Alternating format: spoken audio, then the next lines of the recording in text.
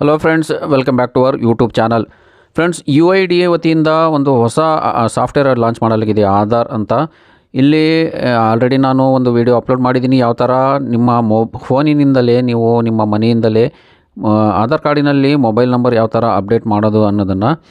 ಸ್ನೇಹಿತರೆ, ಈ software install ಮಾಡಿದ ಬಳಿಕ ಆಂಡ್ರಾಯ್ಡ್ ಫೋನಿನಲ್ಲಿ ಹಲವರಿಗೆ, ಅಂದರೆ ಇದು ಸುಮಾರು ಜನರಿಗೆ ಸಾಫ್ಟ್ವೇರ್ ಸರ್ವೀಸಸ್ ತೋರಿಸ್ತಾ ಇಲ್ಲ, ಮೈ ಆಧಾರ್ ಅಪ್ಡೇಟ್ ತೋರಿಸ್ತಾ ಇಲ್ಲ. ಆದ್ದರಿಂದ ಈ ವಿಡಿಯೋ ಮಾಡ್ತಾಯಿದ್ದೀನಿ. ನೋಡಿ, ಇದು ಸಾಫ್ಟ್ವೇರ್ ಎಲ್ಲ ಮೊಬೈಲಲ್ಲಿ ಇನ್ಸ್ಟಾಲ್ ಆದರೂ ಕೂಡ ಮೈ ಆಧಾರ್ ಅಪ್ಡೇಟ್ ಇದು ಶೋ ಆಗ್ತಾಯಿಲ್ಲ. ಯಾಕೆಂದರೆ ಇದು ಆಂಡ್ರಾಯ್ಡ್ ಫೋನ್ ಓಲ್ಡ್ ವರ್ಷನ್ ಏನಾರ ಇದ್ದರೆ ಈ ಸಾಫ್ಟ್ವೇರ್ ಇಲ್ಲಿ ಸಪೋರ್ಟ್ ಆಗ್ತಾಯಿಲ್ಲ.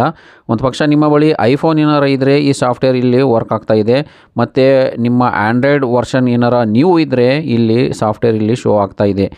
ಯಾರ ಮೊಬೈಲ್ ಆಂಡ್ರಾಯ್ಡ್ ವರ್ಷನ್ ಓಲ್ಡ್ ಇದೆ ಅವರಿಗೆ ಇಲ್ಲಿ ಸಾಫ್ಟ್ವೇರ್ ಇದು ಶೋ ಆಗ್ತಾಯಿಲ್ಲ, ಮೈ ಆಧಾರ್ ಅಪ್ಡೇಟ್. ನೀವು ಆಧಾರ್ ಸಾಫ್ಟ್ವೇರ್ ಇನ್ಸ್ಟಾಲ್ ಮಾಡಿದ ನಂತರ ತುಂಬ ಜನರಿಗೆ ಮೈ ಆಧಾರ್ ಅಪ್ಡೇಟ್ ಸರ್ವಿಸಸ್, ಅಂದರೆ ಮೊಬೈಲ್ ನಂಬರ್ ಅಪ್ಡೇಟ್ ಮಾಡಲು ಇಲ್ಲಿ ಶೋ ಆಗ್ತಾಯಿಲ್ಲ.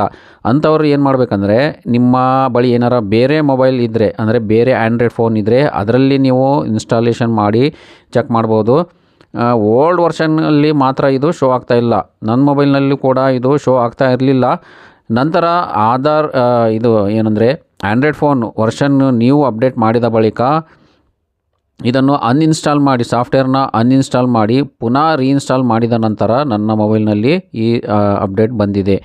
ನೀವು ಕೂಡ ನಿಮ್ಮ ಆಂಡ್ರಾಯ್ಡ್ ಓಲ್ಡ್ ವರ್ಷನ್ ಏನಾರು ಇದ್ದರೆ ಅಲ್ಲಿ ಸಿಸ್ಟಮ್, ನಿಮ್ಮ ಆಂಡ್ರಾಯ್ಡ್ ಫೋನ್ ಸಿಸ್ಟಮ್ ಏನಾರ ಅಪ್ಡೇಟ್ ಕೇಳ್ತಾ ಇದ್ದರೆ ಅದನ್ನು ಸಿಸ್ಟಮ್ನ ಅಪ್ಡೇಟ್ ಮಾಡಿಕೊಳ್ಳಿ. ಅಪ್ಡೇಟ್ ಮಾಡಿದ ನಂತರ ನಿಮ್ಮ ಈ ಆಧಾರ್ ಸಾಫ್ಟ್ವೇರನ್ನು ಅನ್ಇನ್ಸ್ಟಾಲ್ ಮಾಡಿಕೊಂಡು ನಂತರ ಮತ್ತೆ ರೀಇನ್ಸ್ಟಾಲ್ ಮಾಡಿ. ಈ ಸಾಫ್ಟ್ವೇರ್ ಖಂಡಿತವಾಗಿ 100% ಪಕ್ಕ ನಿಮ್ಮ ಫೋನಿನಲ್ಲಿ, ನಿಮ್ಮ ಆಂಡ್ರಾಯ್ಡ್ ಫೋನಿನಲ್ಲಿ ಈ ಸಾಫ್ಟ್ವೇರ್ ಅಪ್ಡೇಟ್ ಆಗುತ್ತೆ ಮತ್ತು ಮೈ ಆಧಾರ್ ಅಪ್ಡೇಟ್ ಕೂಡ ನಿಮಗೆ ಶೋ ಆಗುತ್ತೆ. ಒಂದು ಪಕ್ಷ ಈ ಥರ ಮಾಡಿದ ನಂತರವೂ ಕೂಡ ನಿಮಗೆ ಶೋ ಆಗ್ತಾ ಇಲ್ಲ ಅಂದರೆ ನಿಮ್ಮ ಆಂಡ್ರಾಯ್ಡ್ ಫೋನ್ ಸಪೋರ್ಟ್ ಮಾಡ್ತಾ ಇಲ್ಲ ಅಂತ. ನಿಮ್ಮ ಬಳಿ ಬೇರೆ ಏನಾರ ಹೊಸ ಆಂಡ್ರಾಯ್ಡ್ ಫೋನ್ ಇದ್ದರೆ ಅದರಲ್ಲಿ ಇನ್ಸ್ಟಾಲ್ ಮಾಡಿ ನೋಡಿ, ಚೆಕ್ ಮಾಡಿ ನೋಡಿ. ಆವಾಗ ಖಂಡಿತ ಅದು ಅಪ್ಡೇಟ್ ಆಗುತ್ತೆ, ಶೋ ಆಗುತ್ತೆ. ಓಲ್ಡ್ ವರ್ಷನ್ನಲ್ಲಿ ಮಾತ್ರ ಇದು ಪ್ರಾಬ್ಲಮ್ ಬರ್ತಾ ಇದೆ.